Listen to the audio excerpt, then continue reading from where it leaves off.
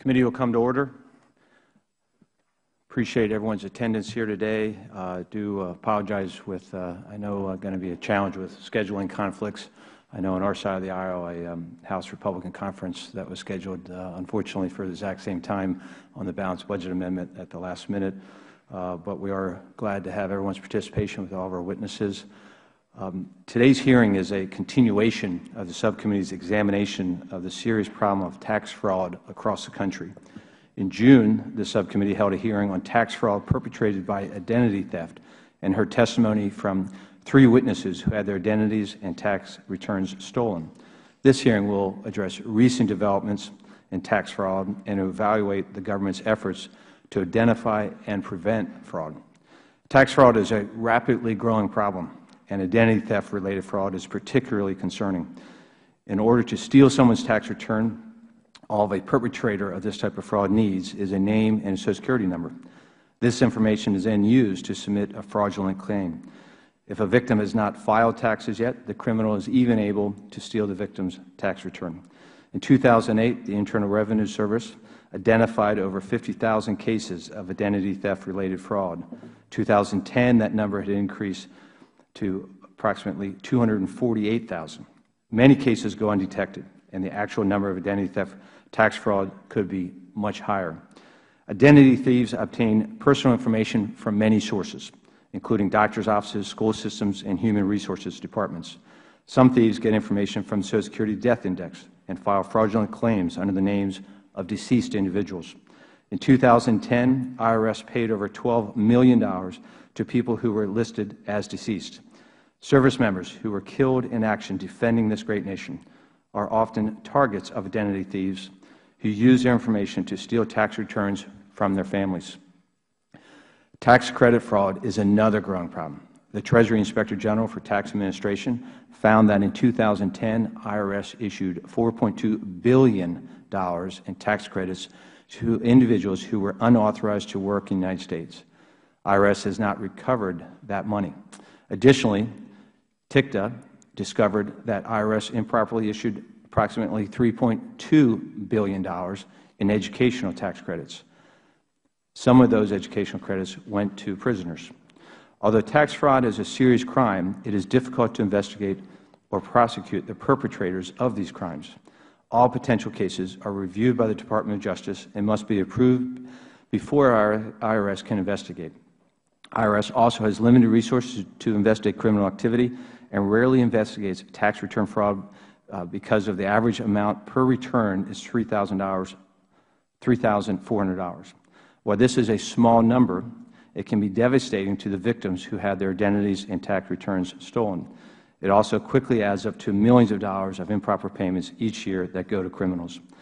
IRS has been working to address the increasingly serious problem of tax fraud, and it deserves credit for its efforts. However, more must be done to address this issue. Today, we will hear from our witnesses about the process of investigating tax fraud and IRS's work with the Department of Justice to prosecute the perpetrators of this fraud. We will also learn about the work IRS and TICTA are doing to better identify and prevent fraud before it occurs. Certainly thank our witnesses in advance for their testimony here today and their written testimony they have supplied. And I would emphasize that a lot of our focus here today is going to be about protecting taxpayers' money so that we don't lose money to this type of fraud. But a very important aspect of our June hearing and again today is the fact that this is how we want to focus on how the Federal Government is protecting American taxpayers against these crimes and how we then assist the victims of these crimes when they occur, and that we not lose sight of the fact that this is the real lives of American citizens, law-abiding citizens that are tremendously impacted when tax identity fraud occurs. With that, I will yield to my distinguished colleague, the ranking member of the subcommittee from New York, Mr. Towns. Thank you very much, Mr. Chairman, for holding this hearing on identity theft and tax fraud, growing problems, of course, which we've been dealing with now for, this is the second hearing.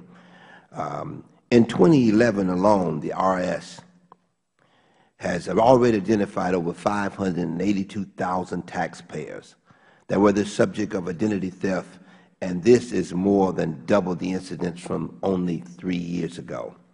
Clearly, we have got to do a better job protecting the taxpayers and the Treasury from criminals. Our witnesses today will help us understand how this can be done. One of the first priorities we must address is the quality of assistance given to taxpayers victimized by employment or tax refund fraud.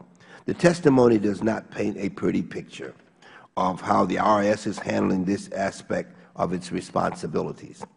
It is unacceptable to have innocent taxpayers waiting 12 to 18 months to verify their identity before a replacement refund check is issued. We can and should do better. Another obvious problem is that what is being done to prevent criminals from filing fraudulent tax returns using stolen identification.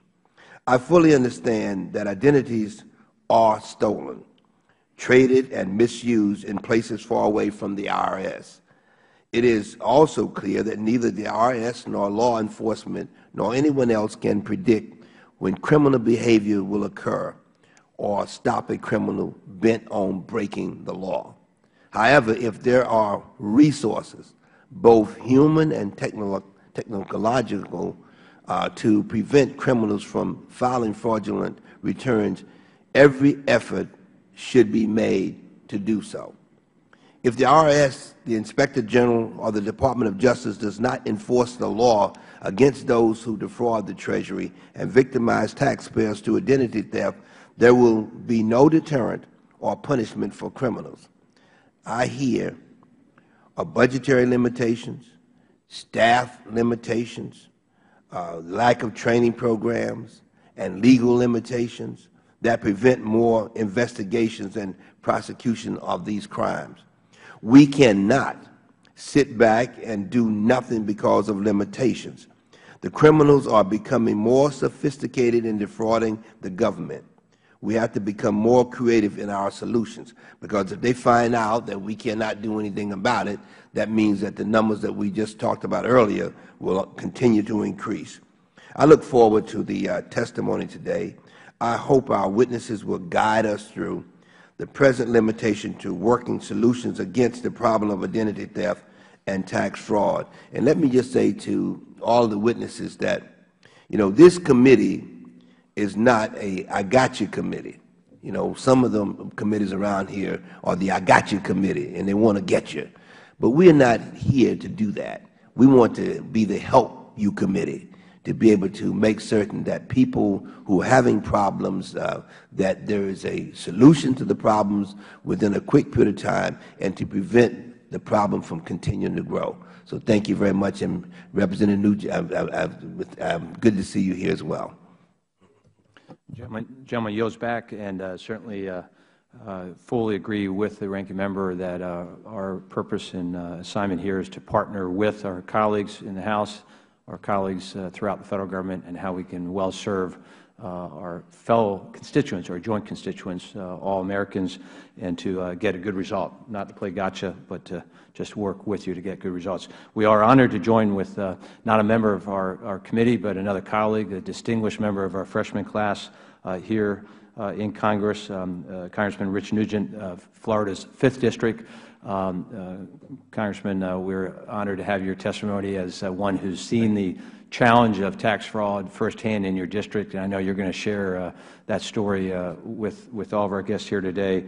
Mr. Nugent was Sheriff of Hernando County, Florida, prior to joining Congress, so brings perspective not just as a member of the House, but also as a long-time dedicated law enforcement official. So, Rich, we're delighted to have you here with us, and you're recognized for a statement.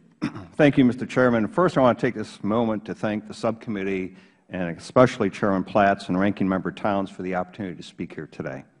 Although tax fraud and identity theft is a nationwide problem, I want to make the subcommittee aware of what's happening in the Tampa Bay area in my district. Recently, Tampa Police Department started noticing that many of their most notorious drug dealers were no longer on the streets. Officers pulled one of their previous dealers over during a routine traffic stop and discovered massive amounts of prepaid debit cards ledgers containing Social Security numbers, and laptop computers in the back of the car. Though this and similar routine traffic stops and drug busts, Tampa Police Department discovered a scheme known as TurboTax. One perpetrator had a ledger containing 100 names of deceased people, and after the investigation, it was discovered that this man had made well over 1,000 false returns and collected close to $2.4 million. Tampa Police Department worked well with the local IRS agents and U.S. attorneys in their investigations. However, once they went to the D.C. bureaucrats detailing exactly how criminals steal the Social Security numbers, file the fraudulent tax returns, and launder the resulting money, the feds mostly turned a blind eye to that issue. Tampa PD have explained how the criminals got Social Security numbers. Initially, they targeted deceased people, filing returns, information they found on websites like Ancestry.com. Once they ran out of dead folks, they started stealing Social Security numbers from living victims. Tampa Police Department has had cases where information was stolen from nursing homes, schools, and hospitals. Additionally, James Haley VA Medical Center sent letters to about 200 veterans, warning them that their identity had been stolen to file false tax returns. The VA Inspector General is investigating this case currently. Tampa Police Department also knows how the criminals are filing the returns. The actual fraud is not committed by an organized group, but by individuals. Tampa Police Department has busted what the lawbreakers call make-it-rain parties, where criminals get together in a hotel room with Internet access and file fake return after fake return. Police know how the money is being laundered. The criminals have worked out deals with unscrupulous business owners who cash the checks or debit cards in exchange for a cut of the money. In Tampa, the most money seems to be laundered by a select group of high cash flow businesses, including used car dealers and clothing shops. One business alone received approximately $3.5 million in Treasury money, our money. How does Tampa Police Department know all this? The criminals are telling them. Even after they've been read their Miranda rights, the crooks are laying out their entire process to the cops. They're freely admitting their crimes because they don't think Federal officials would do anything about it. And unfortunately, it seems the criminals are right. As a representative from GIO told the subcommittee in your June hearing on this issue, IRS identified 248,357 incidents of tax-related identity theft in 2010. However, the IRS Criminal Investigative Division only had 4,706 active investigations into all types of fraud. The IRS and by the Justice Department say that these cases aren't of sufficient severity for them to look into. Experiences in Tampa show the lack of action is not reflective of the agents' desire on the ground to prosecute, but the bureaucracy within the IRS and their administrators. Even more infuriating is the Federal agencies are notifying the IRS of this fraud, but they continue to send checks. In Tampa alone, the U.S. Postal Service stopped delivery of an estimated $100 million in fraudulent refunds in a 6-month period. Media reports also say the company issuing the prepaid debit cards notified the IRS of concerns. However, the IRS ignored those warnings and just sent Treasury checks to those suspected fraudsters. I cannot understand how other government offices can be telling the IRS that their checks are going to fraudsters, and yet the IRS continues to pump them out. Given our current fiscal situation, it's unconscionable that the Federal Government can be aware of billions of dollars in tax dollars being stolen right out from under our noses and do very little about it. I'm here because I want to find a solution to the problem. First, the IRS needs better controls to keep the fraudulent returns from ever going out the door. Second, when identity-related fraud does occur, these criminals must be prosecuted, and local law enforcement ought to be involved in the process. Maybe the IRS doesn't want to increase anti-fraud safeguards because it might slow down the return process. But I think honest taxpayers would rather get the returns a few days later and keep the money out of the hands of criminals and get their tax return. In closing, thank you again, Chairman Platts, for the opportunity to testify this morning. I look forward to working with both Federal and local officials, as well as my colleagues in Congress, including the subcommittee, to bring an end to this needless waste of taxpayer dollars. Congressman Nugent, we certainly thank you for your testimony and especially your personal insights into this challenge that we're trying to deal with the IRS, both in your district as well as your background in law enforcement, bring a great level of expertise to assist this subcommittee in our efforts. We're not just glad to have your testimony, but ask unanimous consent that Mr. Nugent will join us on the dais and be part of the hearing for Q&A as well. Thank you very much. Yep. Thank you. We'll reset for our second panel, and certainly honored to have three distinguished witnesses with us here today. First, the Honorable J. Russell George, Treasury Inspector General for Tax Administration. This is a little bit of a homecoming for Mr. George as a former staff director under a distinguished, now passed on chairman, Steve Horn, of this very subcommittee from, I think, the mid-90s to about 2002. Mr. George, we're delighted to have you back and to have you both as an alumnus of the subcommittee staff and also your current work as Treasury Inspector General for Tax Administration. Also delighted to have Mr. Ron Cimino, I'll try to make sure I get that correct for you, Deputy Assistant Attorney General for the Tax Division at the United States Department of Justice, and the distinguished Stephen Miller, Deputy Commissioner for Enforcement at the Internal Revenue Service. Now that you're all three seated, if I could ask you to rise, the practice of the full and all of our subcommittees here to swear in our witnesses, if you'd raise your right hands. Do you solemnly swear or affirm that the testimony you're about to give will be the truth, the whole truth, and nothing but the truth? So let the clerk reflect that the witnesses all answered in the affirmative. We are going to do our best to be efficient with your time. It's our understanding that we're going to have votes on the floor somewhere in the next half hour to 45 minutes, hopefully closer to an hour. And our hope is we can get your oral testimony here today. We have your written testimony and then get to Q&A with members of the committee and not have you wait too long, if at all, based on floor votes. So if you can try to limit your testimony, your oral testimony to 5 minutes, and then allow us to get into a good exchange as part of the Q&A. So, Mr. George, if you'd like to begin. Thank you, Mr. Chairman. Chairman Platts, Ranking Member Towns, Mr. Nugent, thank you for the invitation to testify on the issue of identity theft and tax refund and tax fraud. There are two primary types of identity theft that relate to tax administration.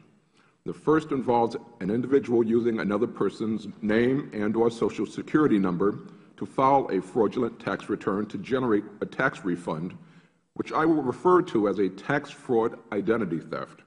The second involves using another person's identity, for example, the name's Social Security number or both, to obtain employment, which I will refer to as employment-related identity theft.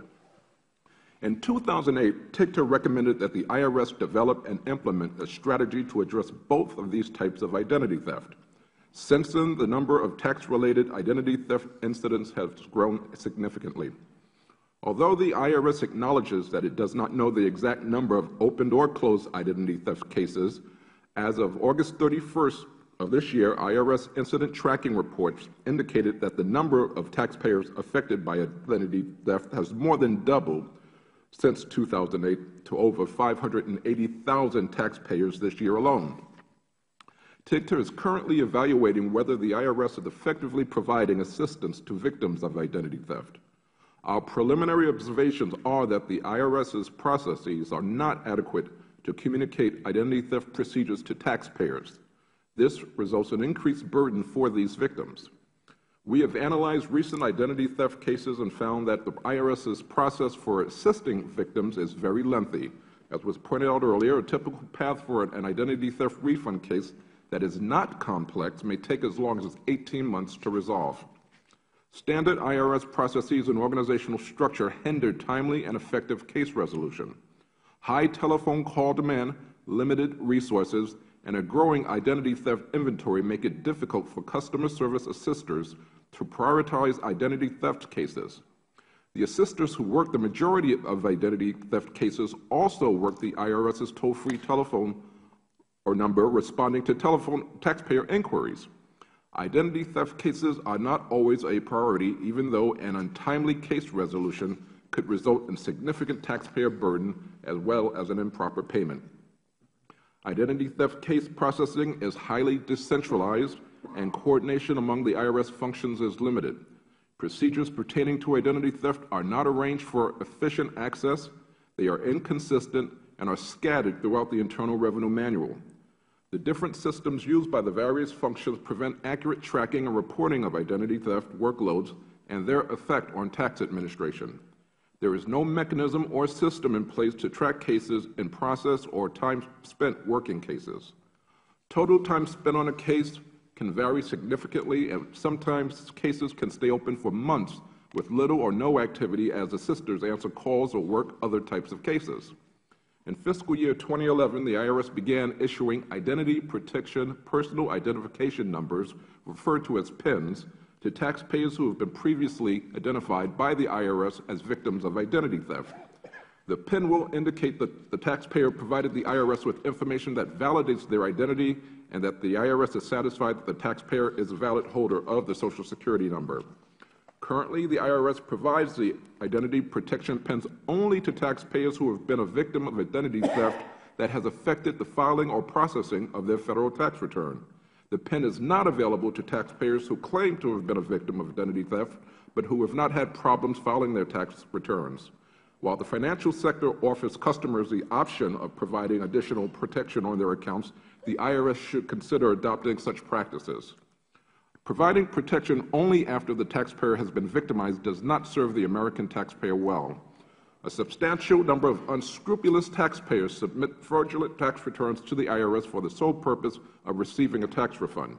From January 1st through September 10th of this year, the IRS reported it had received over 1.6 million tax returns with more than $12 billion claimed in fraudulent tax refunds, and yet it prevented the issuance of $11.5 billion of that money. Tax-related identity theft is a growing concern despite the IRS's efforts to address this serious problem. It is critical for the IRS to deter and detect identity theft before it occurs within the tax return process. The IRS needs a better process to identify and respond whenever identity theft fraud occurs. While the IRS has undertaken important steps and initiatives to prevent the occurrence of identity theft, additional controls could minimize or prevent future incidents. Thank you, Mr. Chairman, for the opportunity to present testimony. Thank you, Mr. George. Mr. Cimino. Chairman Platts, Ranking Member Towns, and members of the subcommittee, thank you for the opportunity to appear before you this morning to discuss the Department of Justice efforts to combat tax refund fraud arising from identity theft. The Department greatly appreciates the commitment that the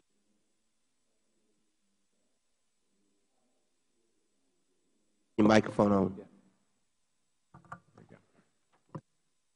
and staff have made to highlight the serious crimes of identity theft and tax fraud.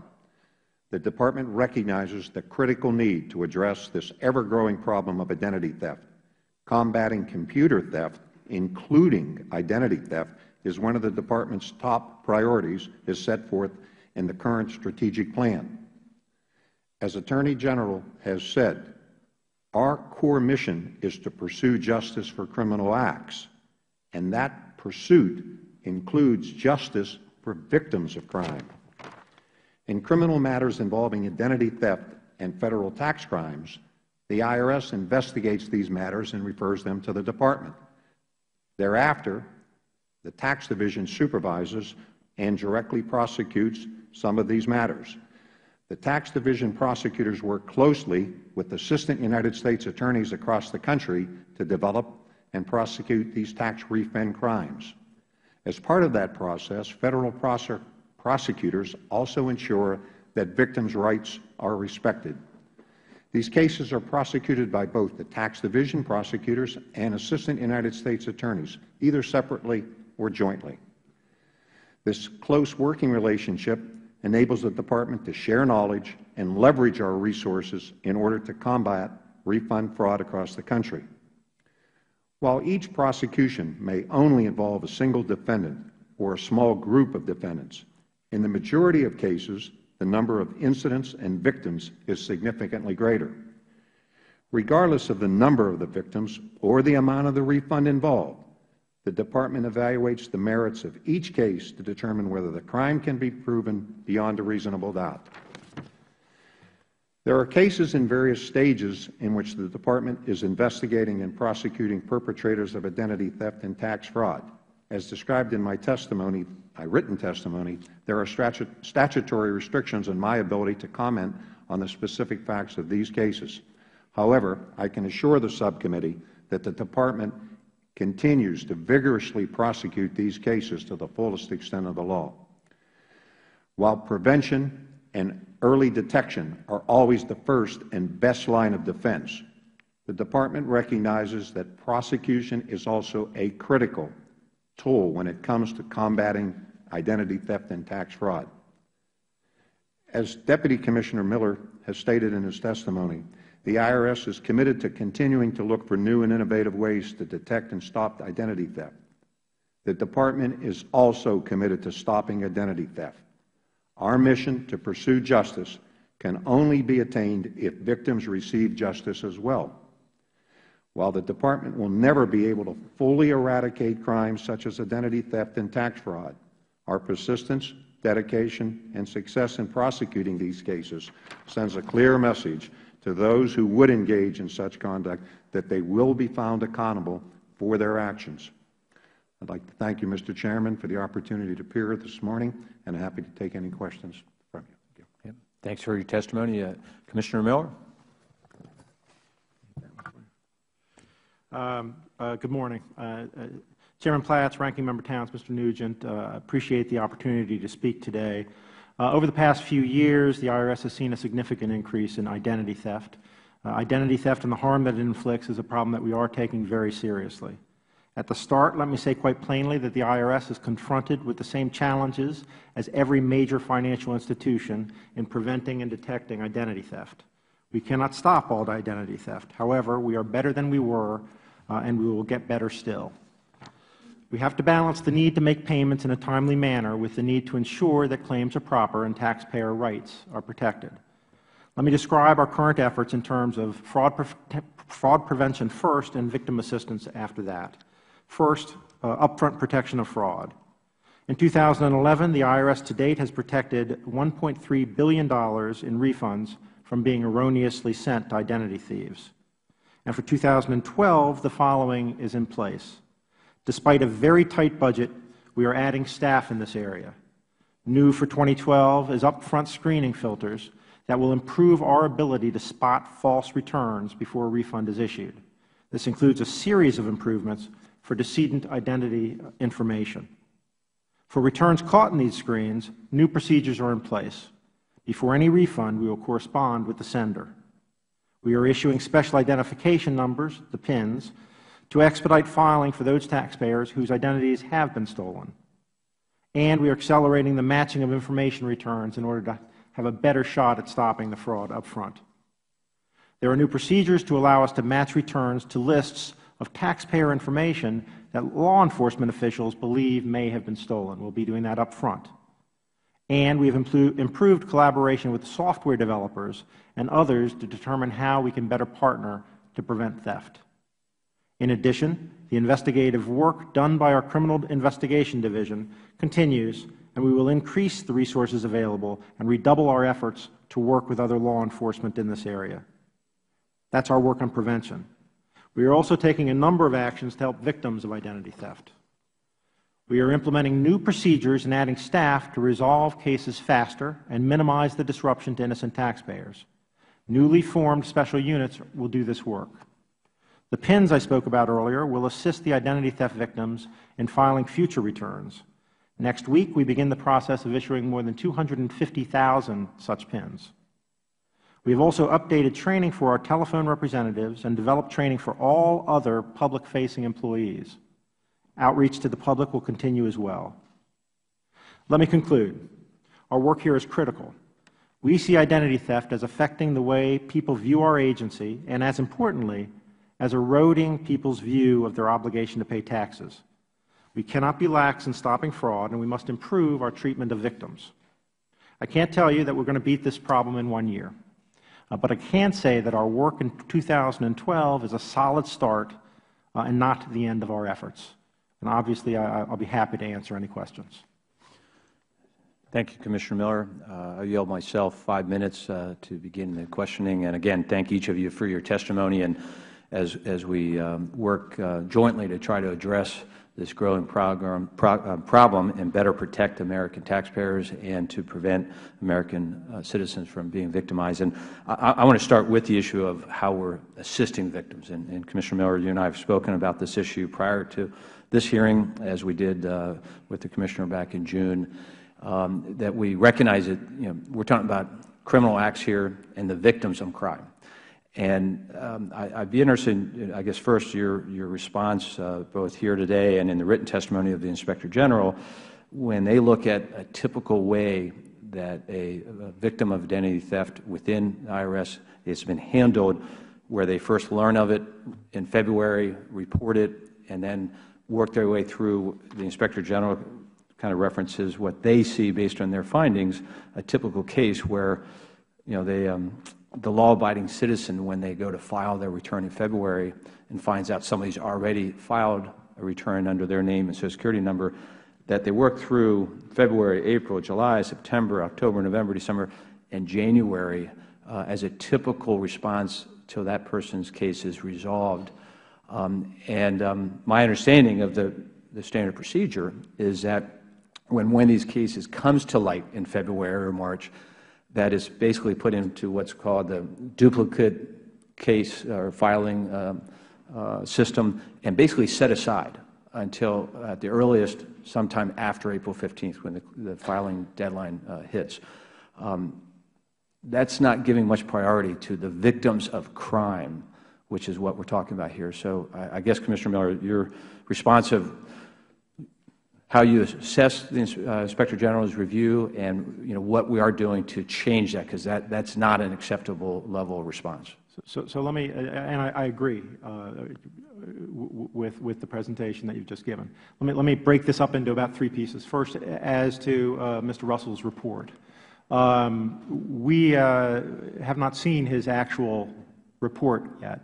The first we saw it was Wednesday night, so it's hard for us to exactly judge and deal with point by point. But I will say, not our understanding, and we don't think it's correct, that the typical case, or as he used in his written testimony, the best case is 18 months. We don't think that's right. We're going to go back and we'll take a look. But I am also going to say I'm quite sure it has happened. Right? I don't think it's typical. I know it's happened. When you take that look, if you could submit to the committee for the record what you find is the typical average response from the time the person that says, I've been that victim, and their case is resolved? Be more than happy to do that. The second piece that you talked about is this a priority for the service? And it's a tough answer. The answer is that when it happens early in the year, that's when the same people who are doing this work are doing phone work. Is it a priority? Is it a first priority? Yes. But the question is, are we going to do phone work or are we going to do these cases?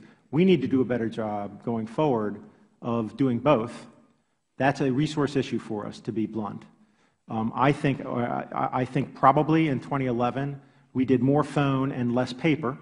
I believe for 2012, with the resources that I've made available, we'll do more paper.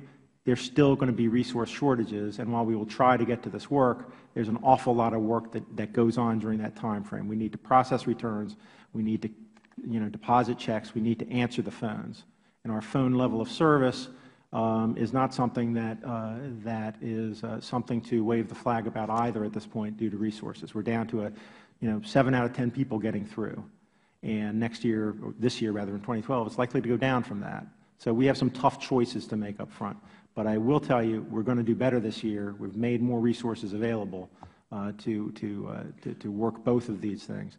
The final piece, and that really is the final piece is we are going to get better at this, and we are putting in place units, specialized units in accounts management, in submission processing, in the other places where identity theft presents itself, in order to work these cases quicker, to work them with folks that understand the processes better, They will be trained. We will do a better job this year. And you reference in your testimony the training that you're doing, which Right. clearly is necessary. It is. But it also is an organizational challenge, because I think you identified, what the Inspector General identified, is that you have the individuals that are on the front lines of the phones also being the one charged with assisting the victims.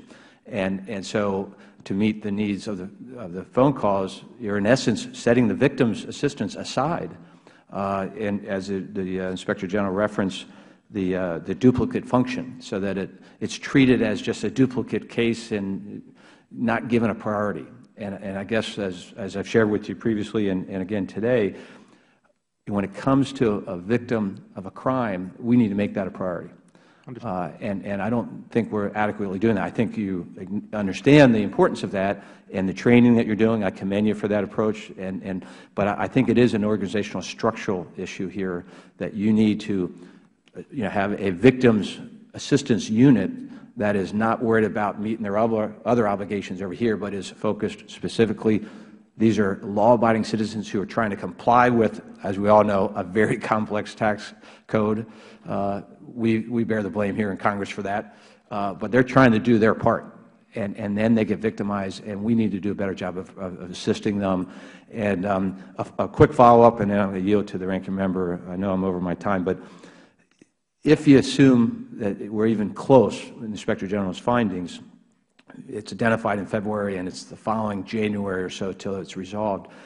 In his written testimony, there's also statements that they found that even when the victim of the crime has been given notice that your case is resolved, you're good, that it's anywhere from 2 or more weeks to the payment, the refund is actually provided. So, what's the delay there? So you've gone through 10, 11 months. They get a letter saying, yep, we understand, we've got it straightened out, but they still wait. In the statement it says, release of tax refunds can take from 2 to 12 weeks to post. That's pretty outrageous, that it's done, but it still takes us up to 3 months. So I don't know if that's an issue you've looked at yet, but we need to. So I can come back with more information on that, Mr. Chairman. But in my understanding, it will take 2 weeks probably, because we work in cycles. Might take, depending on when it occurs in that 2 weeks, 4 weeks. Never really should take 12 weeks. And I need to take a look at what TIGTA is looking at to work through that. But in your response there, I would emphasize again, we need to prioritize assistance to the victim. So not put them in the normal cycle. We're going to issue checks in 2 weeks or 4 weeks or 6 weeks. Now, these guys have waited 11 months after being victimized. So I think we need, what I hope you'll look at is how do we prioritize them? Not just put them in the normal routine, standard operating procedure. But no, they've already been, waited long enough to simply get what they're owed, in essence, by us. So I appreciate you taking those concerns back, and understand that you not expect to have all the answers here today, but that we get on the same page as far as trying to do right by the victims. With that, I yield to the ranking member, Mr. Towns, for the purpose of questions. Right. Thank you very much, Mr. Chairman. Let me begin with you, Mr. Semino. How many attorneys currently work on tax fraud issues in the Department of Justice across the United States? Congressman Towns, I can't respond the number across the country, and I can get back to you with more detailed information, but I can try to respond to your question. Within the tax division, we have 100 or more prosecutors solely devoted to tax fraud. Most of those positions are filled by line attorneys who have 2 roles. One is to ensure that the investigation that the Internal Revenue Service has conducted and submitted to us is adequate for a successful prosecution, and the second role is to actually prosecute those cases across the country. We do that ourselves. We do that cooperatively with U.S. attorneys' offices as co-counsel with them, and a great bulk of the cases are actually handled by the 94 U.S. attorneys' offices staff across the country. Each year, there's a certain number of cases forwarded to us by the IRS, and we try to process them as quickly as we can to move them on. I hope that answers your question, sir. Well, I guess you answered my question, but I guess what I'm really thinking about is that isn't it time for you to start partnering with local law enforcement? Don't you think we should do more of that? In response to your question, and I'm aware of Section 6103. We do, in fact, have joint task forces with local and state law enforcement working with task forces in the various U.S. attorneys' offices. The state and local officials are deputized under the U.S. Marshals Program and work in a cooperative spirit. This usually occurs in a grand jury setting. Right. Let me ask you, do you have any information on the conviction rate in terms of the actual conviction rate? In terms of all cases across the country that are tax-related, historically, and I've been with the Department since 1973, it has always been higher than 90%, frequently 95, 96, or 97% of a conviction rate for the charges that are brought. Right. Yeah, and if you think that if we partner more with local law enforcement, that the number would go down, do you think that would happen? If we partner more with local law enforcement, would the number go down, you think, or would it remain basically the same? I could not venture. I'm sure that our local and state law enforcement are very effective prosecutors. The problem, perhaps, Congressman, is that in partnering, we have to be prosecuting federal crimes. And in that sense, my answer to you is no. I think almost every U.S. attorney welcomes the assistance of those people who are deputized to work in federal task forces. Mm-hmm. Right. Let me just go to you, Mr. Miller. You indicated that you think you would be able to do a whole lot better. You know, are you getting additional resources? No, sir. We've had to obviously carve out another 400 or so people to make a dent in this work, which is almost doubling the footprint that we have in this area for identity theft. Mm.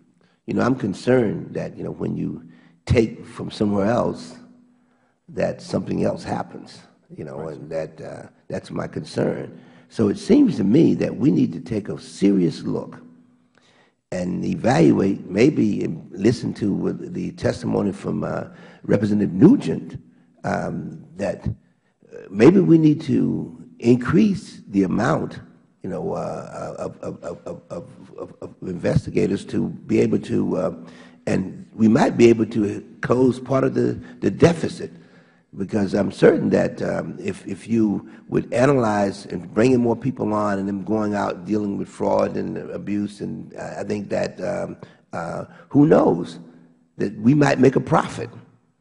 It might be an increase. So I think that we need to look at the possibility of getting more workers to stop what's going on, because it seemed to me they're under the impression that it's okay, because when you look at the fact that in 2008, 51,000 cases, in 2009, 169,000 cases, and in 2010, 248,000 cases, and then in 2011, 582,000 cases, and who knows what's going to be in 12 and 13. Would my colleague yield for I'd be delighted to an observation?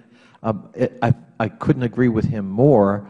Sadly, this committee is headed in exactly the opposite direction. We approved legislation yesterday that would guarantee at least a 10% reduction in this agency and all federal agencies. Well, you know what they say in my neighborhood back in Brooklyn, New York, we're hustling backwards, Mr. Chairman. You know, I think that I know my time has expired, so I'll yield back. Thank the gentleman, and before I yield to Mr. Nugent, do appreciate the concern expressed about the legislation we moved yesterday, but I would emphasize it's a 10% reduction overall, and as we kind of just debated in committee yesterday, meaning that we as a Congress and the Federal Government needs to better prioritize, you know, what are our most important responsibilities. So Doesn't mean that this agency would go down by 10%. Maybe it's other agencies that are less important or less important assignments. So overall, employment would be 10%. But, Mr. Chairman, I think— Glad to yield. I'm glad to yield. Thank you very much. Appreciate it. For a moment, I thought I was chairman. And the distinguished gentleman has been chairman in the past, as have I. We keep swapping chairs. Hold that thought. No, I was just saying that it seems to me that we need to look at the possibility here that bringing in additional revenue is important, and maybe this is an agency that should be increased. I mean, I think that's the point I'm making, and that if we increase it, who knows? Because I think that is one other thing that we're not examining here. Some folks that are victims do not even report it. Because when I look at him taking people from another place, then the phone center, I mean, people then can't get through, they can't make calls. I mean, I'm concerned about that. And then there's the other issue of how many people are just ripped off and don't even report it, don't even talk about it, because of the fact that it's difficult to be able to get through to the center. So, I mean, those kind of things. So, letting I yield back, Mr. Chairman. Thank you very much. Reclaiming my time, and Mr. Towns' reference is a very important issue. We know that many of those whose identities are stolen are individuals who would not need to file a return, and so they don't know that a fraud has been committed against them because they would not have otherwise filed one. So the actual number of fraud cases, because those individuals don't even know it, are not able to help identify it and allow us to then prosecute the wrongdoer. So we do have votes up on the floor. My intent here is to get to Mr. Nugent's questions and then Mr. Connolly, and then we will have to take a brief recess, shoot over for votes, come back, and try not to have you waiting here any longer than you have to. So Mr. Nugent, recognized for 5 minutes for questions. Mr. Chairman, just on that, I'm probably going to go and vote. Okay. So if you want to, we'll reconvene after votes? Yeah, we will. Cool. All right. Thank you. Well, thank you, Mr. Chairman, and the members of the panel for being here today. As a local law enforcement official for so many years, we worked hand in hand a lot of times with the U.S. Attorney's Office in adopting cases that we worked that turned out to be federally prosecutable, and we would partner with DEA, FBI, ICE to bring that forward to the U.S. Attorney's Office. And the difference in this scenario, though, is working with the IRS. And it seems like we're, when you talk about leveraging resources, particularly in where everybody is cutting back, I think we're missing the boat as it relates to tapping into that local law enforcement. Just as in the city of Tampa's, not all the crooks live in Tampa, and they're accounting for millions and billions of dollars in tax fraud alone. And this is real tax dollars, dollars that are already in the Treasury that are now flowing back out. So my question is in understanding the code and understanding the U.S. regulation, is there a way to better partner with more eyes on the ground to help you enforce? And I would submit that to Mr. Cimino or Mr. George. Why don't I start? The IRS has limitations placed on it, as you made reference to, under the U.S. Code, specifically Title 26, Section 6103, which severely limits the type of information that the IRS can share. Now, while it limits it, it doesn't restrict it. There are certain circumstances, if someone's life is at threat or there are other exigent circumstances, with the permission of the Department of Justice, the IRS can get permission to work with state and local officials. But sometimes that is a very cumbersome process. Sometimes it really, as you acknowledged here in the Tampa instance, it just would be so cumbersome that it just needs to be looked at closely, I think. And that is, again, Section 6103 needs to be looked at by Congress in terms of whether 25, 30 years after Watergate, when most of these restrictions were put up, whether those same restrictions are necessary today. And particularly with, the advent of the Internet, because we're looking at most of these filings that at least law enforcement is coming across are, the e-filings and the ability to raid the Treasury. Mr. Cimino. I agree with you. I think there can be more cooperation, Congressman.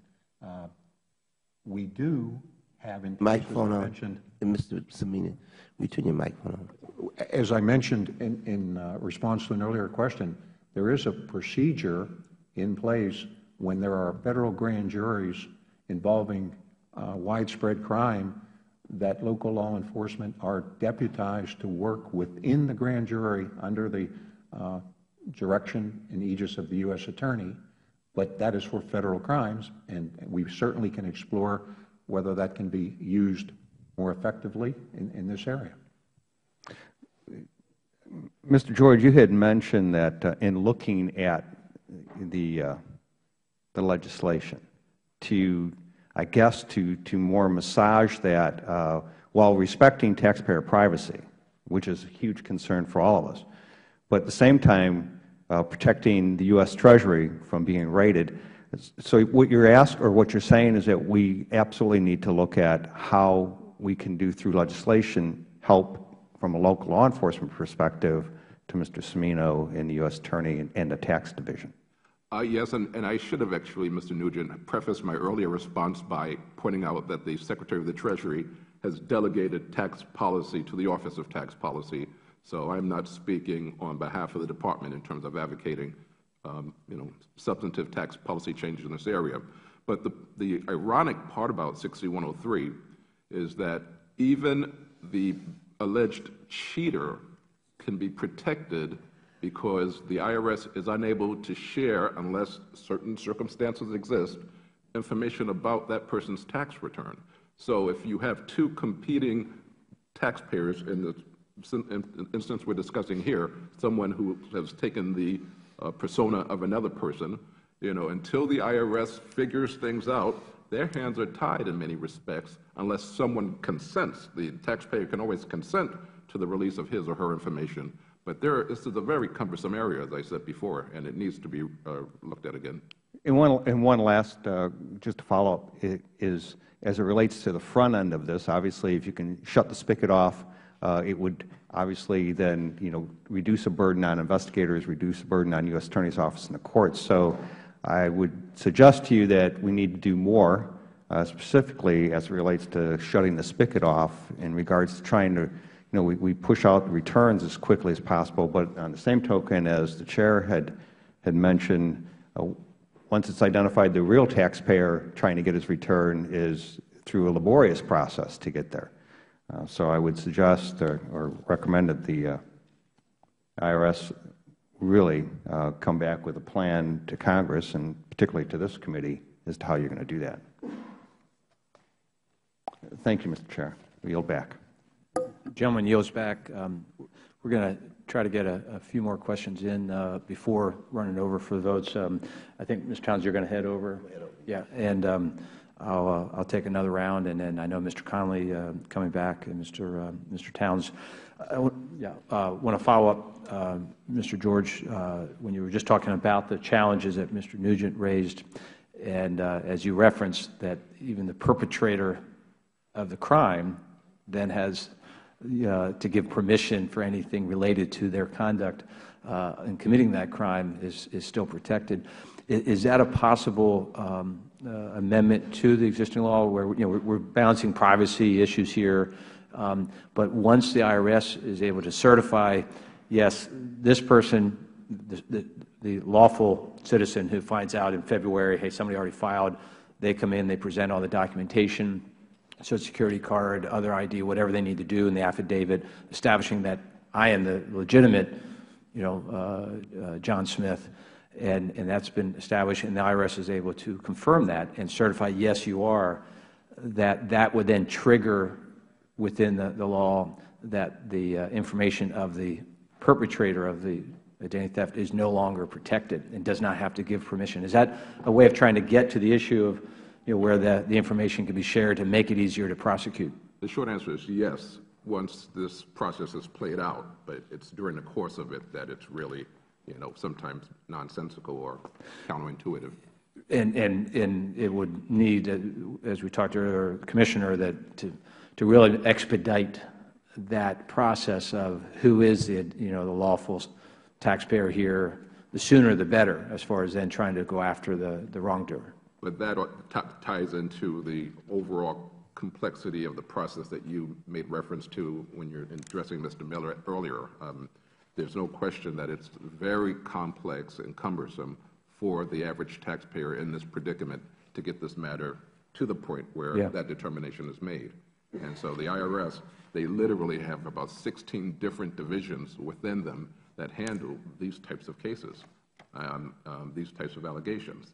They need a more unified process in place to do this more efficiently and effectively. And that goes to, Commissioner Miller, the issue that structure, the organizational structure that in prioritizing assistance to the victims, that if we do that better and centralize that, we also then maybe help centralize this whole matter, challenge, so that we can better go after the perpetrators of the crimes. The issue of prosecution, and Mr. Nugent shared the amazing story of Tampa and the $100 million plus, the dollar amounts. But my understanding is the average tax fraud is about $3,400. I guess, Mr. Cimino and Mr. George, on your understanding, or maybe specifically from Department of Justice in pursuing, we understand you are looking at those cases where it is $5 million or $10 million or $100 million. What is the likelihood of that person who files 5 cases averaging 3,500 hours of the Department of Justice saying, we're going after them as well? Chairman Platts, there's no one factor that goes into the prosecutorial decision of whether we will or not prosecute. We look to all factors, and I can assure you, even if there were a single false return, if the circumstances justify it, we would look at it to see if it warranted prosecution. Mr. George, do the numbers show that we are prosecuting, those? Because the way I've read all the testimony in our June hearing, that if it's 3,400 hours or 4,000, 5,000, the reality is we don't go after those, and the bad guys know that, so they feel free to continue to engage in this unlawful conduct because they know we're not going to pursue it. And Mr. George? While I am not the Inspector General of the Department of Justice, anecdotally, and not only in the tax context, it's just overall, DOJ has to make choices because of the limited resources that they have. And I'm not in a position to say what the threshold is for prosecuting particular cases. Mr. Cimino may be in a position to respond to that. There's no question that the lower the dollar amount, the less likely they're going to spend a lot of resources. And that's my understanding of the data as well. So, yes. If I can further respond, Congressman Platts, almost all cases that we see at the tax division that the IRS has investigated have multiple claims for refund and frequently multiple defendants acting in a conspiracy. I think the 3 cases that I included in my testimony, those that were in Mr. Miller's, and probably across every U.S. Attorney's webpage reflects that. And, it is the reality of our work. But I was trying to respond to that. Is there a situation where a small dollar case would be prosecuted? And that's what I was trying to refer to. Yeah, and this really goes to Mr. Nugent's about partnering in the law enforcement community and finding a way to allow that partnering, and I would say incentivize it. And maybe it's where I know we do it in some areas of prosecution of drug cases where there's a financial incentive, for the locals to partner with the federal officials in the recovery of the dollars, and maybe that's the way to do it. And Commissioner Miller, the cases that go to justice, really, it has to first be identified by the IRS saying, we want justice help to your criminal investigation division, really makes that first determination. Is that accurate? I think it is. I think it is. But there are constant conversations going on between the Department of Justice and the IRS about what we would do. And just if I could, Mr. Nugent, we do partner with locals. What happened in Tampa is what happened in Tampa. But I will say we have more than 20 task forces going on as we speak today. We have 32 investigations in Tampa. And we have spent in 2011 225,000 plus hours on identity theft. So I don't want the committee to think that we're doing nothing here. We really are. We might have had a foot fault in Tampa, admittedly, and we are doing better in Tampa, and we're taking steps to get better in Tampa. We're also taking steps to get better on the front end with the type of thing that we saw in Tampa, I hope won't happen in 2012 with what we've put in place. And that might be a good place to break. Mr. Nugent, did you have another comment? Or? Well, just to to go back to that, and let me set the record straight as it relates to the IRS agents, criminal investigators in Tampa. Nothing but the highest praise for the individual investigators. The problem came in regards to when Tampa identified specific cases, that's where it broke down in the ability that Mr. George talked about in trying to prosecute cases, particularly when they identified not only those that that profited from it, but also where they were money laundering the cards and the T-checks directly. And that's where they ran into, excuse me, a brick wall. And the frustration on the local law enforcement level is that while we work really well with the U.S. Attorney's Office and other portions of justice, that's just not the case as it relates to IRS. Not the agents in the field, but the bureaucracy that they're working under. And so as times change, that's why I think we're having these hearings, is that we've got to get past how we used to do it and figure out how we're going to do it, particularly with the advent of computers. We watch the bad guys. They morph faster than we can.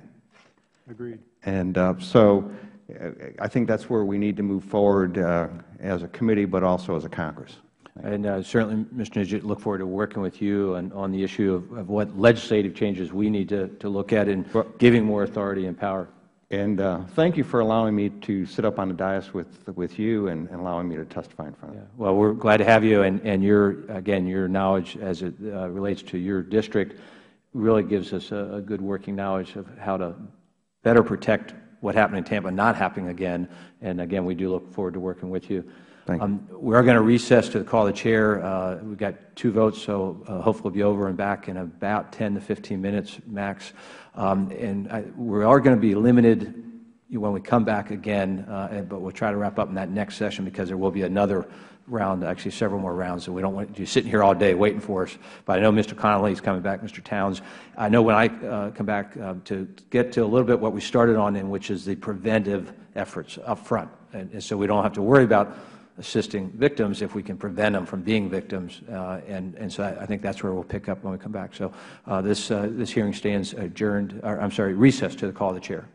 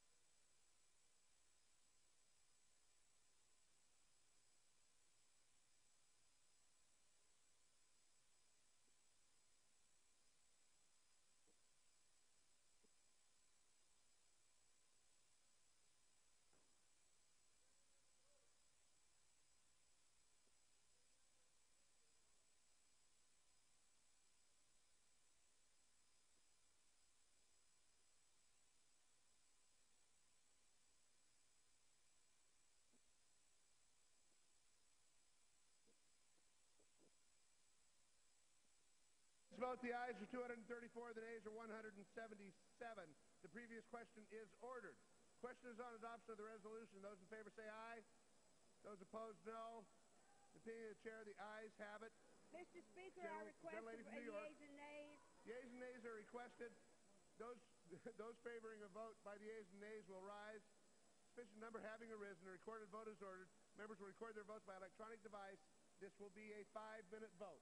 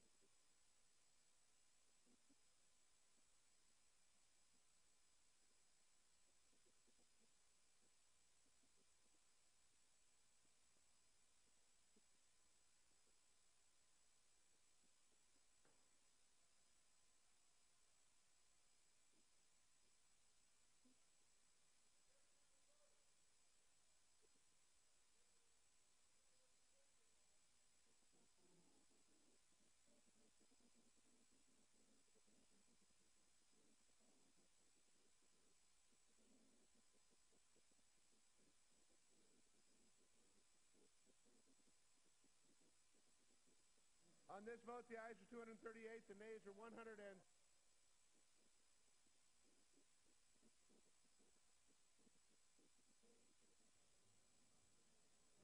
Mr. Huelskamp.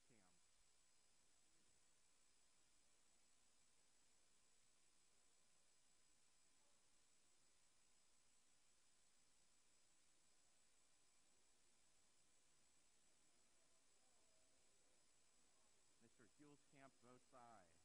Mr. Kelly. Mr. Kelly votes aye.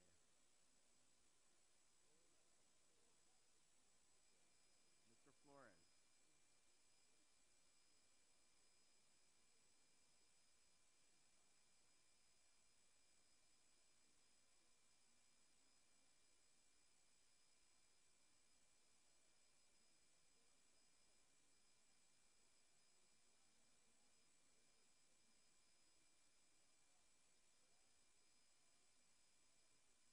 Mr. Canseco. Mr. Canseco voted aye.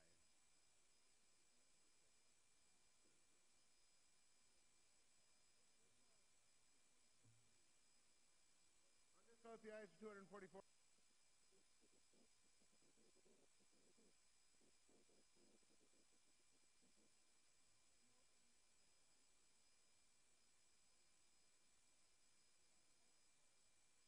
Gibbs.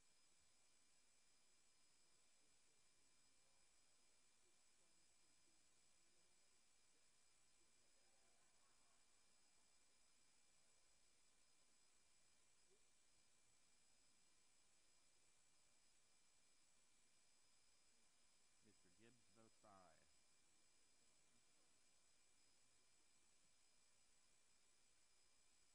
On this vote, the ayes are 245, the nays are 166, the majority voting in the affirmative. The resolution is adopted without objection. The motion to reconsider is laid upon the table. For what purpose, the gentleman from Pennsylvania rise? Mr. Speaker, I ask unanimous consent to remove my name as co-sponsor of H.R. 1380. Without objection. Pursuant to Clause 8 of Rule 20, the Chair will postpone further proceedings today on the motion to suspend the rules on which a recorded vote of the ayes and nays are ordered, or on which the vote incurs objection under Clause 6 of Rule 20. Any record vote on the postponed questions will be taken later.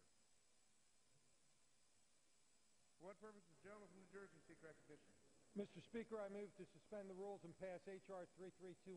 Clerk will report the title of the bill. H.R. 3321, a bill to facilitate the hosting in the United States of the 34th America's Cup by authorizing certain eligible vessels to participate in activities related to the competition and for other purposes. Pursuant to the rule, the gentleman from New Jersey.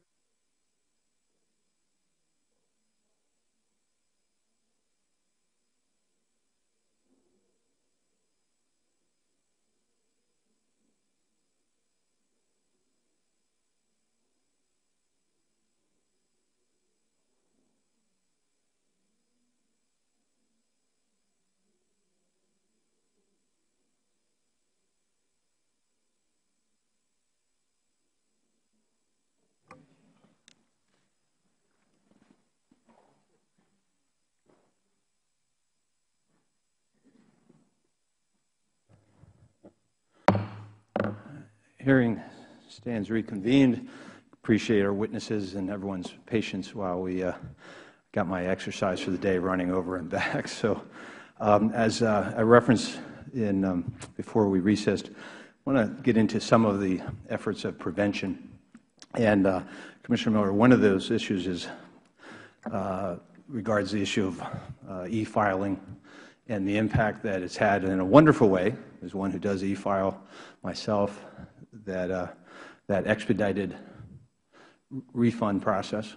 And I think most Americans are glad to get their money back that they're entitled to as quickly as possible. But it also seems to correlate with the numbers that we see in increased level of fraud. If you look at the kind of the timing of e-file, and it's been promoted in greater and greater fashion, and then the fraudulent case numbers.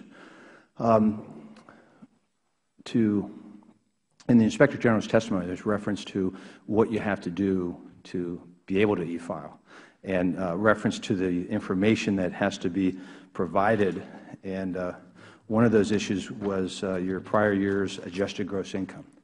And Commissioner, if you could address that issue, is what exactly is required to e-file besides name and Social Security number, if anything? And why don't we require additional information to make sure we're guarding against fraud? So we do, as you mentioned, Mr. Chairman, we do require sort of an electronic signature, and that requires you to have your adjusted gross income from the last year as one of the items, and there are a handful of other items, but it is name, social, and the AGI is one of the shared secrets, along with filing status for last year, I believe. There may be one other that I can get back to you on, but those are the types of things that we use today as an electronic signature for the electronic. And a natural question that you raised in our prior discussion was, why shouldn't we make that more generally applicable, and why doesn't that work to block much of this? And it does work, I'm quite sure, in many areas. Where it would not work is where there's been no filing requirement in a prior year, because there the AGI is 0. And so that is an easy way to go through that system and sign and move through. And we should work, as we talked about, we should work to see what we can do better in those circumstances. And you touched on the one issue, which is the fraud that's committed against those who don't have to file because their AGI is beneath the threshold, and so they don't even know they're victims of identity theft regarding tax fraud. Is the AGI required for every electronic filing? I believe it's the manner of how to sign your return. There is, if you've forgotten it, if you don't have it, there's an alternative method to get a different PIN. And if I'm wrong on that, Mr. Chairman, I will come back to you. But there is an alternative. If you don't have your AGI, there is a PIN, a way to go online and get a PIN with some shared secrets there as well. And Mr. George, is that what you're referencing in your testimony? Because you say which can include name, Social Security number, date of birth, prior year adjusted. That's correct. Mr. Miller is correct that there is that alternative way to, in the event you don't have your AGI. So can you walk me through the specifics of what the alternative is? Because to me, if you have to have your adjusted gross income from the prior year, that's a reasonable requirement to file. And if we're going to make an alternative to that, I guess I'm not aware of what that alternative process is. So my understanding, Mr. Chairman, is that you can go online and you would basically have many of those same things, which is name, address, Social Security number, I believe filing status, and again, date of birth probably as well. And you can get a PIN mailed to you. And that's the process right now. And we ought to look at it to see whether it's everything it ought to be. I'd be concerned if you can follow up with the committee what the specific requirements are for that alternative electronic signature. Okay. Because if it's basically the same information that you have to provide anyways, name, Social Security, date of birth, not something additional, it's adding a step that you have to go through something. But hopefully there is additional information, and I'm not sure if it's logical that we want to allow you to file electronically if you can't document, and if it's zero because you didn't file the previous year. But as a way, what I'm looking for is what are some filters up front to knock out the ability, for these individuals to file electronically, and because following to this is my understanding is well over half of the ID theft fraud cases are in January in a typical year. Am I correct in that understanding? I would have to go back and verify that. I think it's front-loaded, but I don't know that it's half. It is occurring throughout the year at this point. So. I was just informed by staff that your statement is accurate, Mr. Platts. Right. And again, my review of all the data, and I don't have all the information that the IRS itself has, but is that more than half are in January, and I think there's a reason for that. the perpetrators of the crime know most people don't get their W-2s till the end of the month or even the first week of February. So they're getting their return in first before the lawful citizen. So that gets to the kind of follow-on, in addition to the adjusted gross income, that my hope is that the IRS is looking at how to further or enhance your scrutiny the earlier the return is submitted. We are. We're trying to move up our review of information returns we're getting, including the W-2, and we're putting in place some filters to try to drop out more returns that look like they are identity theft. And I appreciate that the sensitivity of what your filters are. We don't want to talk about here, hoping if that can be provided happy to do that. to the committee. How you're, because looking at the W-2s, if it's fraudulent, you're not going to get any. So expediting that review is not going to help because the criminal is not going to send you any W-2s because they don't have them. So the tighter your filters are, and the more kind of flags that go up, new address, new bank account, those type of things. Can we also talk about, in the IG's testimony, there was the issue about the Social Security Death Index and a better use of that. And is there additional statutory authority that the IRS needs to better access that information, or is just how you are currently accessing it to guard against deceased individuals being used, names and IDs of deceased individuals being used to file current returns? So we have a new sort of approach to deceased identities, and we have locked a bunch of accounts at this point. Again, we'll go into much more detail, but in general, we've locked a great number of accounts that don't have a filing status, we believe. There are some decedents who have a filing status, and in 2010 and 2011, for example, they would have a last return. Right. And those we've built new filters to take a look at up front and intend to take a hard view on. The Social Security list of those who have passed, it is an issue for us. We are getting it, we are matching it, and we'll do a better job of that going forward. Ultimately, we would love if Social Security did not, or had a different manner of posting it, but they are constrained by law and by lawsuit as to what they can do there. And related to that, the Social Security Act limits your access to the Department of Health and Human Services database or National Repository of Wage and Employment Information. That's I believe what we're referring to. There's the new hire data, so-called new hire database. We actually do use it in some of our work today. We're permitted by law to use it in some fashions, and we'd be more than willing to walk through that with you as well, and what we might need in terms of additional authority or resources. If we're talking about the same thing, Mr. George, correct me if I'm wrong, that the use is just relating to the earned income tax credit? Right now it is. That's correct. They have the ability to do that. But you touched on a very important point, Mr. Chairman. If they were given expanded access to the HHS database, this would help address whether or not someone had wages that they could then cite early to try to prevent a legitimate taxpayer later on from claiming their legitimate return. So they do need expanded authority in that area.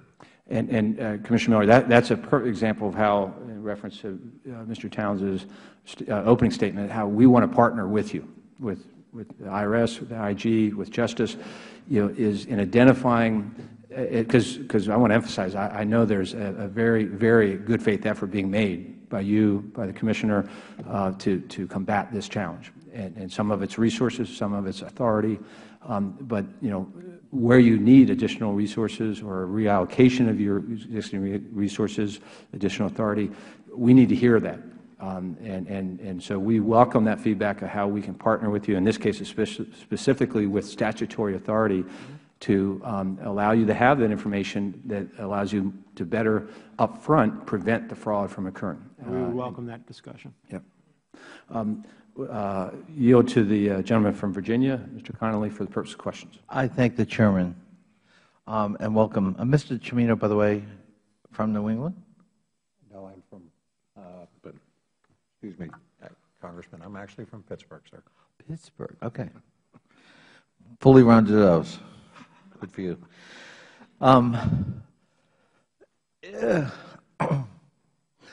We've looked at, as Mr. Towns indicated, an almost exponential increase in the number of identity thefts related to tax administration, 51,000 in 2008, only 3 years ago, 10 times that number today, 582,000 in 3 years. That can only be described as exponential growth. And, Mr. Miller, if I understood you correctly previously, you indicated that you had to transfer about 400 people to try to deal with this. Is that right? We have, yes. Pardon me? We have, yes, sir. And those are, have you hired net new people to handle this problem? Right now, we are going at risk budget-wise for those individuals. I can't hear you. I'm sorry. Right now, we are going at risk. Not sure how we're going to pay for those. But okay. We will find a way. Let me ask a question, maybe to Mr. Cimino, but any of you. But is there sort of a back-of-the-envelope rule of thumb that for every new IRS person or agent we hire, X amount of revenue goes with that person? If we, the Congress, make an investment in IRS in terms of personnel, what kind of return on that investment can we expect? I mean, it's not the same at HUD, but at IRS, there's a certain expectation it enhances revenue. No, I think, sir, the question is better answered by me, but I think that I don't know the exact number, but it's a multiple of it's a positive investment for the federal government. Absolutely. Would you get back to the record for us? We will. And we understand it's not a hard and fast rule, but if there's a sort of, as I said, back-of-the-envelope calculation that every dollar you put in, you reap $1.75 back or whatever it is. We had a little discussion before, and the Chairman is right, that the legislation, not his view, mine, ill-advised legislation we adopted yesterday with a novel management principle that by freezing and capping personnel in any enterprise, somehow that's a good thing. I've yet to find a single corporation in America that would agree with that just arbitrarily saying we are going to cut back 10% and stay there. And if you want to replace anybody, irrespective of criticality of mission, it's going to be in a 1-to-3 ratio. And the disruption to missions, so be it. Now, it is true, as the Chairman indicated, that that's a global number, but it's also naive to believe that wouldn't affect IRS. IRS is hardly the favorite agency of the majority in this Congress. So I doubt very much that you're going to get a carve-out. Yesterday, when there were amendments, we refused to have a carve-out for veterans. We refused to have a carve-out for criminal prosecutions and public safety activities. So why we would have a carve-out for IRS, I don't know. But let's just posit theoretically that the impact of that legislation were to become law on IRS. So let's say, by attrition, over the next 3 years, by the way, you lose 10% of your current workforce. What would be the impact on identity theft if you had to not only you're looking at, Mr. Miller, trying to find 400 people to serve this exponential growth problem, but now on top of that, how about a 10% reduction? And it could be worse. What the Chairman says is absolutely correct, but the obverse is also true. You might have to take a bigger cut because some other agencies are considered priorities and they're not sustaining the 10% cut. I guess it's a difficult question to answer. No, you have to answer it. We passed this bill yesterday, so you have to start thinking about how would I implement such a bill, which could have, under worst-case scenario, a 10% reduction in your workforce. Would the gentleman yield? Yes. I would like to add one clarifying aspect about the bill, is that it does provide the CEO, the President, the waiver authority for the efficient operation of any agency or for critical missions of any agency to exceed that cap. So it does allow, so if the President thought the IRS needed additional, just want to note that that was part of the language of the bill. And I thank the Chairman for that clarification, and he is correct. However, I would point out that that is an extraordinary waiver. In other words, we don't go to the IRS administrator to make a judgment. We go all the way to the President of the United States and the White House. Good luck, Mr. Miller, in getting a waiver from the White House for your operation.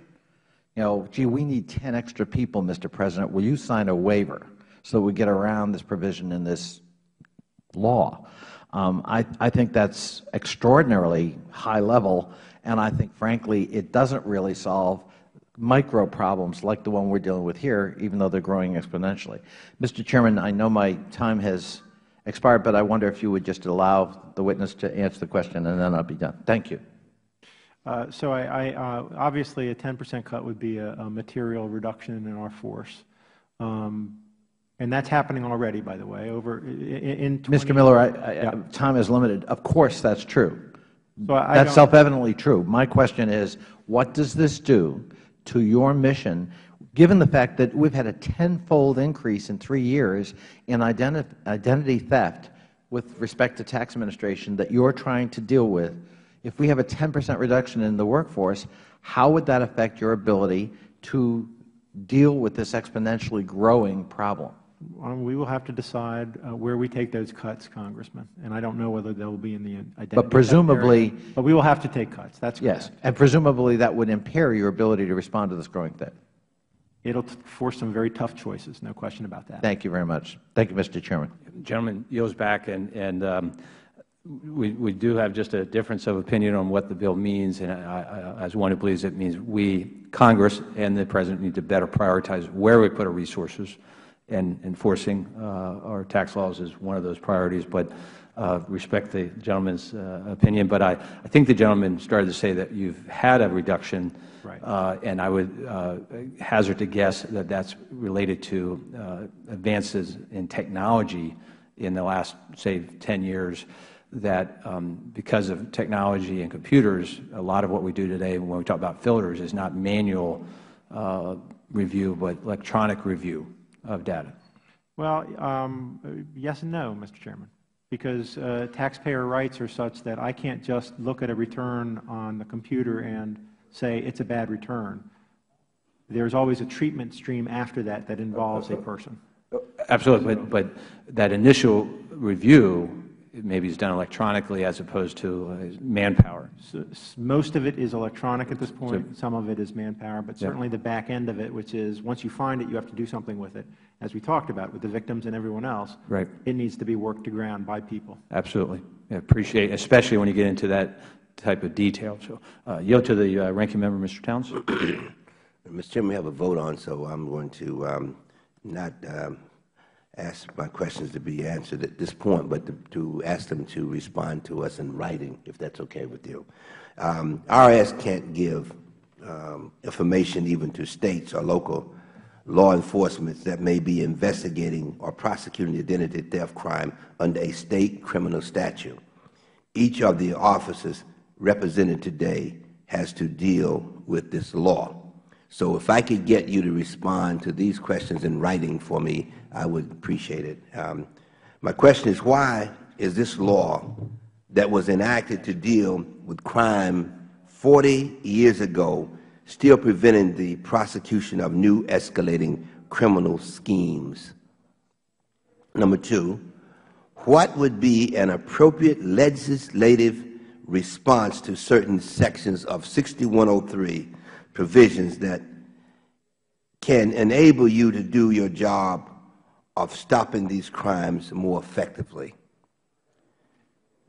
Number three, has there been proposals from any of your officers on adjusting Section 6103 to meet the needs of your agencies in combating identity theft crimes?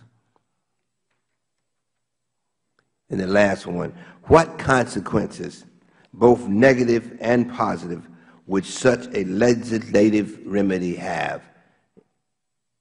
I would appreciate that. And being my voting record is not the strongest, I need to go make this vote, Mr. Chairman. Gentleman yields back.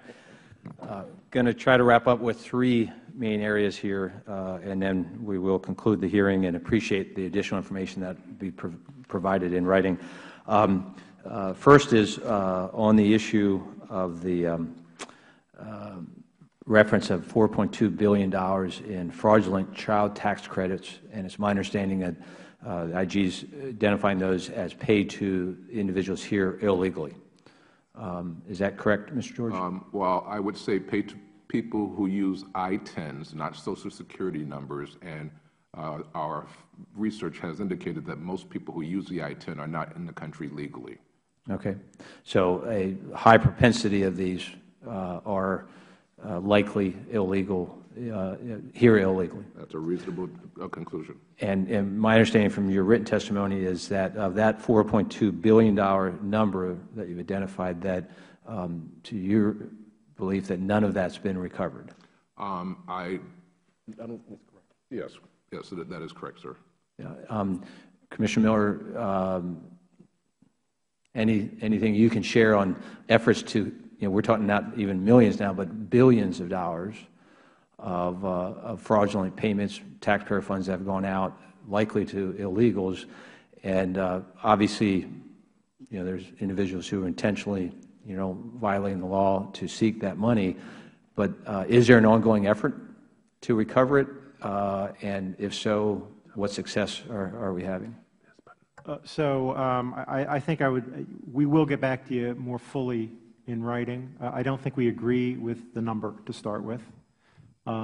We don't agree that it's all fraud, and we do have an enforcement effort underway. I don't want to say that either. We are working on, because some of it is fraud, there's no question. Some of it is mismatching. And by the way, when you talk about I-10 holders, that would be a change of law that you all in Congress would have to make, because that's not a barrier to getting the credit. So it's a more complex sort of answer that I'm more than willing to come back to you in much more detail on. And if you can give us, why do you disagree with the number? I mean, I'm glad if you want to do it in writing. Yeah, we'll do that in writing. But what do you find inaccurate in what the IG's finding is? Okay. And then specifically, you referenced that something that we would have to do to prohibit somebody here illegally. If there's something we're missing in the law, because it's certainly not the intent of Congress, my belief, and it's certainly not what I think, that it's should not be our intent, that if you're here illegally, then you get a benefit of a tax credit from the General Treasury. So if there's something that we should look at as far as, again, a statutory change, I would welcome that suggestion, that recommendation. Absolutely. The issue of the number of tax refunds that are deposited in the same bank account, again, in the IG's testimony, referenced in 2008, the IG reported that IRS had not yet developed a process to ensure that that more than 61 million tax refunds were deposited to an account in the name of the actual filer, as required by federal direct deposit regulations. And an analysis of the direct deposit data for 2007 showed that more than 700,000 bank accounts received 3 or more tax refunds totaling $8 billion. I can think of times where more than one account, a family, and perhaps it's a teenager working or something, doesn't have a bank account, although today I would encourage that they should. As I referenced to yesterday, both of my sons, 15 and 12, have their own bank accounts, but where there could be instances. But are we being dutiful here in identifying if one bank account is getting 10 or 20 or 30 accounts, that's, again, to me, a huge red flag that should go up, that there's something askew here. What, if anything, are we doing to better address this issue that the IG raises in their testimony? So a couple of things, and again, this might be something, again, that we're going to go to you back in writing on, because it's not something I really want to discuss too widely, but we're doing a few things. I agree with you that bells and whistles ought to be going off when many refunds are going into an individual's bank account.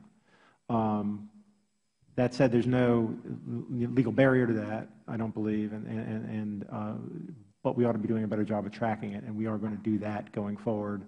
We're also working with, frankly, software developers and other financial institutions to try to better the flow of information between all those parties and the IRS, and that will help as well. But in terms of what specifically we're going to do, that's something I will be glad to come back to you on. Yeah, this is about interactions between the IG and the IRS 3 years ago. 2008, referencing what had happened in 2007. So realize you were not in your position in 2007 or 2008, but you are today, and I appreciate your taking a serious look at this. And this is one of those, what I'll call those triggers, of how to use technology to better identify, intended fraud or attempted fraud. And, that if one bank account, the same bank account, is going to get 3 or 4, I mean, the higher the number, the more scrutiny it should get. And I would think that certainly if it's 5 or more, that should get some great scrutiny. Maybe it's 3, but your data probably is going to be able to better identify what that threshold should be. And if we're not doing that, I guess my question is, why aren't we? Because, again, the best way to protect the victim is prevent the fraud in the first place. And so what I really, my focus, as I said at the beginning, is when there is a fraud committed, are we doing everything in our power to assist the victim of that fraud to get back, made whole as quickly as possible? And then up front, how are we preventing the fraud? And these triggers, I'll call these tripwires that should be sending off, kind of warning notices that the more of them that are tripped, the more scrutiny these returns should be getting. And this is yet one more example of the bank account. So one barrier, Mr. Chairman, obviously, is there are going to be accounts that are going to receive an awful lot of refunds absolutely appropriately. Some return preparers, some financial providers of refund anticipation loans and other sorts of things. That will be improved going forward as we roll out our system of actually registering return preparers. We'll have a better way to track that than we have in the past. Again, upfront efforts to prevent the fraud. One of the proposals in Senator Nelson's bill that he's introduced regarding this issue is that individual taxpayers have the ability, the option of opting out of e-filing, so that somebody can't do it electronically. They have to actually provide written W-2s. Is that something that the IRS is looking at in any fashion or would be willing to consider? So I think we are just looking at the bill, and I don't have a firm reaction from the administration or even from the IRS. I would say, there would be costs to going back to paper, obviously, and IT costs to having a toggle switch for an individual taxpayer. So those are immediate concerns, but we'll work that. Okay. Related to that is instead of going back to paper, staying electronic, but that a taxpayer could request a PIN as opposed to being offered one by the IRS, so that you don't go back to paper, you stay electronic, don't have the increased manpower, but someone who hasn't yet been a victim of identity theft, but while it was stolen and they're worried they may become a victim, and they're trying to be proactive rather than after they've been victimized, all right, now we'll get a PIN. Where does that type of consideration stand with the IRS? So one of the changes in 2012 will be not only are we sending out these identity theft PINs to folks that we've validated, but if you come in, I lost my wallet and I'm worried, we will take a look to see what your filing requirement is. We will take a look to ensure you are who you are, and you may very well be able to get a PIN. That's something that's rolling out again in 2012. So that is going to be an option, or you're looking at making it an option? I think it's going to be an option. I will have to come back to you whether it's everyone or whether it's a certain subsection of those folks, but we're moving in that direction. Yeah, if you can, again, give us a definitive answer for the record of is it an option, and if so, when, and if not, when would a decision be made as to whether it becomes? And again, I believe it is, but let me verify. Okay, thank you. A final question. My understanding, well, back in January, you began kind of looking at how to better address the issue of identity theft and the fraud related to it, and that you plan on issuing 2 reports, one on the assessment of the current state of your identity theft program, and one on the future state, where you're going to go. Are those reports near completion, or? So I had seen that in a prior testimony, and I will have to take a look and figure out what's going on with those. There are obvious We have a couple of teams. One has worked and focused on the front-end prevention. One has worked on making the victims less victim-like as they go through our system. Whether they have actual reports, while I've seen many decks, whether there's actual reports, we'll have to come back to you on. Yeah. If you could, the status of those reports, because it sounds like internally you're seeking to do, based on my understanding, what we're after, which is to get a better handle on your efforts, in the big picture, right, of what you're doing proactively, how you're responding to fraud, how you're handling and assisting victims. So we'd welcome that information. Absolutely. I don't know, give each of you, if you have any final comments you want to make sure are part of the record, that something I did not address or the other members of the panel did not address. Mr. Chairman, George? I would just simply note that TIGTA is in the process of taking a review of the IRS's action as it relates to identity theft fraud, and we anticipate 2 reports in the early spring and late summer, or late spring and early summer. We would look forward to receiving those as well. And I think the more information we all have of the current situation and where we're heading, how to do better by the American people, the better off country is going to be financially, and taxpayers are going to be from being prevented from being victimized. Mr. Cimino, Mr. Chairman, on behalf of the Department, we're pleased to be here and try to deal with some of these really critical issues that the subcommittee is focused on. And I will respond on behalf of the Department to the questions of the ranking member. Yeah, thank you. Commissioner Miller? I'm happy to be here, and we'll look forward to working with you and staff. Well, generous of you to say happy to be here when you're being put on the hot seat, and I know that it's probably less fun to be in those seats versus up here asking the questions. My hope is that each of you understand that it's not to put you on the spot, but really to just generate a dialogue, and that we really get everything on the radar that we think needs to be addressed. As an oversight committee, our role is to raise questions and to get answers to those questions, how we can make government in total, in this case the IRS, more efficient, better serving the American people. I certainly understand that all 3 of you and your colleagues seek to do that every day, and in no way want to suggest that you're not. Sometimes it helps when you have an outside set of eyes or input, kind of to get you to look at things outside of maybe that typical box, and that's part of the intent of this hearing. As I said earlier, our hope is that we will be more successful on preventing fraud, protecting tax dollars, but when it does occur, better assist the victims. And in our June hearing, it came through that we had not done a very good job of aiding those who have been victimized.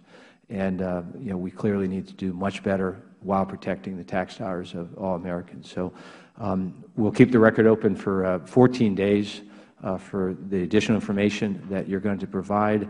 And if we have any following questions that we didn't get to, also we'll get them to you in a timely fashion. But we're grateful for your testimony here today, and again, your work day in and day out, as well as your colleagues in your various departments and agencies.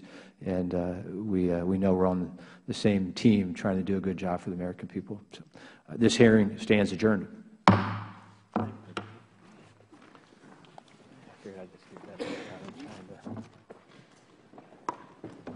Pleasure meeting you.